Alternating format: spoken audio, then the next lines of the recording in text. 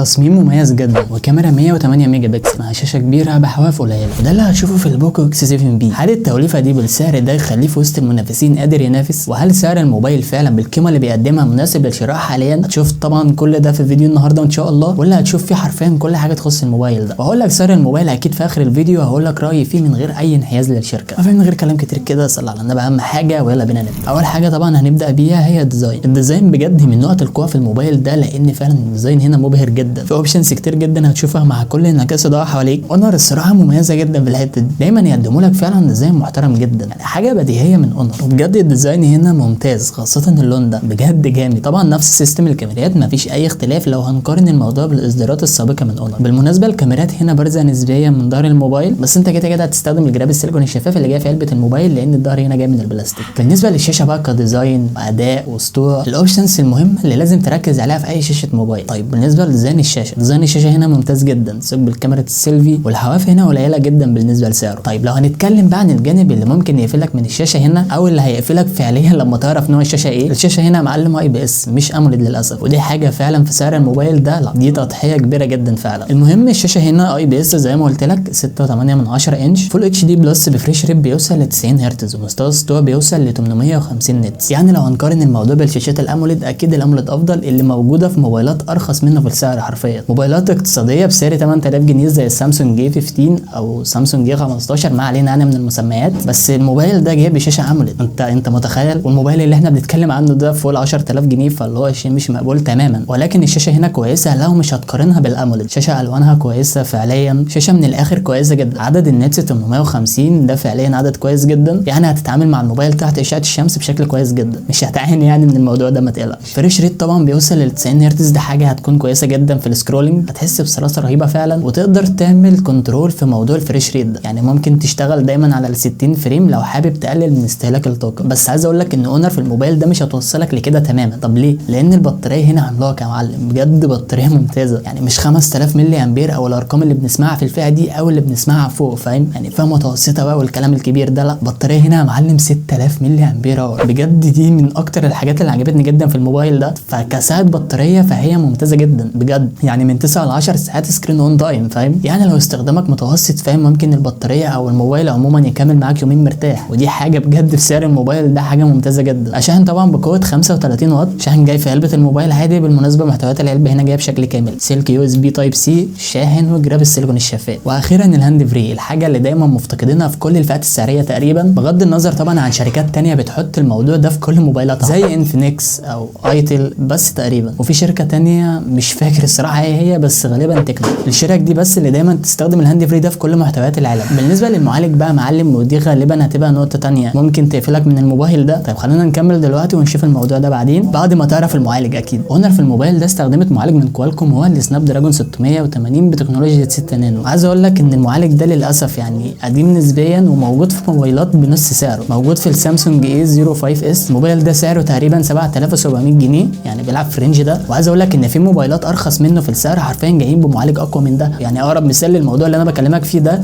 هو السامسونج جي 15 مثلا، ده جاي بمعالج الهيليو جي 99. الموبايل ده حاليا في مصر تقريبا بيلعب في رينج 8000 جنيه، فالموضوع اوفر الحقيقه جدا يعني من حيث المعالج او الاداء، وشيء انا مش متقبله تماما في سعر الموبايل ده. وده موبايل خلونا واقعيين ان ده مش موبايل فئه اقتصاديه، هو موبايل فعليا فوق الفئه الاقتصاديه، يعني احنا بنتكلم في موبايل فوق ال 10000 جنيه ولا حاجه، فما يبقاش موبايل اقتصادي ده من وجهه نظري يعني. فموبايل بالسعر ده انا متوقع ان هو ينزل بمعالج يعني في ليفل اعلى من كده، لان المعالج هنا مش افضل حاجه، مش هيكون انسب حاجه تماما في الفئه السعريه دي. والصراحه انا مش جاي معايا فكره ان الموبايل ده اقتصادي زي ما في ناس كتير جدا قالت الموضوع ده او اتكلمت في موضوع ان الموبايل ده اقتصادي، فما تتوقعش اداء مبهر من الموبايل. يعني الموبايل فعلا سعره فوق ال 10000 جنيه، فالموضوع صعب شويه، واكيد هتكلم معاك في نقطه السعر دي في اخر الفيديو، خليك معايا للاخر. هو معالج من الاخر هيقدم معاك الاستخدام اليومي، فاهم؟ سوشيال ميديا، ابلكيشنز مثلا بتفتحها وتقفلها، يعني كل ده هيبقى معاك تمام. لكن لو جاي معاك بلعب الموبايل ده يقول لك لا انا مش بتاع العاب والله يا معلم. لعبه مثلا زي بابجي انت هتلعب وكل حاجه والله، بس الموضوع مش هيكون اسلس حاجه بالنسبه لك فاهمني. ما تتوقعش الاداء المبهر اللي ممكن تاخده في الفئه السعريه دي، ده في الموبايلات بشكل عام. يعني انت لو محتاج تلعب ممكن تلعب البادجت شويه، يعني انت اقصى حاجه ممكن توصل لها في بابجي موبايل سموث وفريم ريت هاي وبالانسد وميديوم بس يا معلم. بص والله يعني انا بوضح لك قدرات الموبايل عامله ازاي، علشان لو حبيت انك تشتري الموبايل ده فعلا او خدت قرار الشراء تبقى الدنيا بالنسبه لك واضحه وعارف انت هتروح تشتري ايه فعلا، وتفهم الموبايل ده هيقدم لك ايه ومش هيقدم لك ايه من الاخر. نازل بنسخه 256 جيجا مع 12 جيجا رام، ودي نقطه مميزه جدا في سعر الموبايل ده. 256 يعني ربع تيرا، يعني عائق سرعه المساحه ده مش هيكون موجود تماما مع الموبايل ده. و12 جيجا رام طبعا هيساعدك بشكل كبير جدا انك تحط اكتر من ابلكيشنز في الباك جراوند ويحتفظ بيهم لفتره اطول. ودي النسخه اللي نزلت مصر فعلا. اما بالنسبه للسعوديه والامارات الموبايل ده هينزل بنسخه ال 8 جيجا رام بس تقريبا اللي هتكون موجوده. بالنسبه السماعات هنا ستيريو سبيكرز، الصوت هنا عالي وكويس وحاجه محترمه الحقيقه، ودي برده نقطه من نقط القوه في الموبايل ده. وعندك مدخل ال 3.5 مللي لسماعات الاذن، وعندك ميكروفون اضافي لعزل الضوضاء. اما بالنسبه للكاميرات عندك 3 كاميرات. الكاميرا الاساسيه 108 ميجا بكسل بفتحه عدسه سيف 1.8، كاميرا ثانيه 5 ميجا بكسل، وكاميرا ماكرو 2 ميجا بكسل. الكاميرا اللي موجوده هنا فعليا واخده صيت في فئتها السعريه لانها 108 ميجا بكسل. الكاميرا بتديك تفاصيل معقوله، لكن ما تتخيلش ان كاميرا 108 ميجا بكسل هتقدم لك كميه تفاصيل مش موجوده في الفئه السعريه دي. لا هي تفاصيل جيده بالنسبه للفئه السعريه اللي موجوده في الموبايل، ولكن من اكتر الحاجات اللي عجبتني جدا في كاميرا الموبايل هنا هي نقطه الديناميك رينج ومعالجه الصوره. بجد الديناميك رينج هنا مظبوط جدا، ومعالجه الصوره فعلا مبهره وده واضح بشكل كبير جدا. فاوفر اول اداء الكاميرات هنا كويس جدا. ولكن لو هنتكلم عن الكاميرا الاماميه فالكاميرا هنا مش افضل حاجه. الكاميرا هنا 8 ميجا بكسل، كاميرا في الاضاءه العاليه هتكون كويسه جدا معاك، غير كده اضاءه مثلا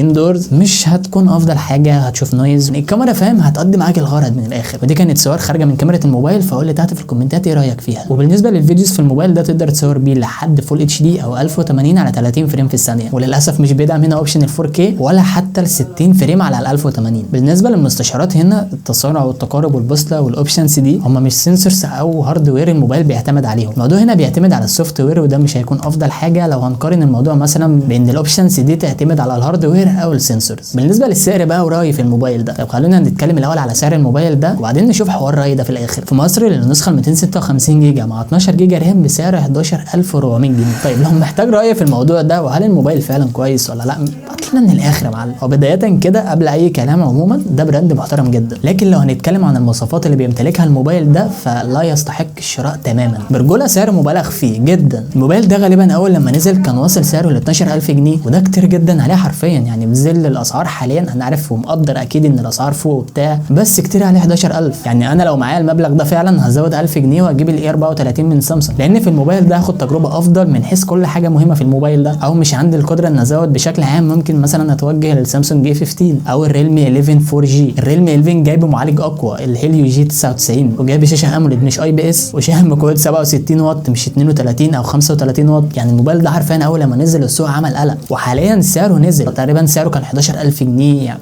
من 12000 جنيه تقريبا كان بيلعب في الرينج ده. ولكن في الوقت الحالي سعره نزل. حاليا ال 256 جيجا مع نسخه ال 8 جيجا رام بسعر حوالي 9500 جنيه دلوقتي. فالسامسونج اي 15 والريلمي 11 4G دي اختيارات افضل وارخص متاحه قدامك. في الحقيقه لو اونر مثلا في الموبايل ده اتكلمت في 8000 جنيه مثلا، يعني كان الموضوع هيبقى تمام ومقبول شويه. فده كان رايي النهائي، اكيد حريه الاختيار سايبها لك، تقدر تحدد بقى وتشوف دنيتك وتشوف ايه المناسب بالنسبه لك. انا بفهمك الدنيا بس علشان خلاص لو خدت قرار الشراء تكون على علم او كل حاجه تكون واضحه بالنسبه لك. فلو تقدر تزود البادجت شويه ممكن تتوجه مثلا للاي 34. الموبايل ده هيقدم لك قيمه اعلى. مش هتقدر تزود البادجت يا معلم او ما عندكش القدره على ده، ممكن تتوجه للريلمي 11 او السامسونج اي 15. فبس كده زي ما قلت لك حريه الاختيار دي اكيد سايبها لك. وقول لي تحت في الكومنتات اكيد رايك، انا بسمح لاراء الاخرين جدا. ما تنساش تعمل لايك وسبسكرايب لو لسه ما عملتش لحد دلوقتي. ولو حابب تستفسر عن اي حاجه تخص الموبايل ده او اي موضوع بنتكلم فيه، كومنتات عندك تحت يا باشا وهنعيش مع بعض. فبس كده اشوفك الحلقه الجايه على خير باذن الله. سلام.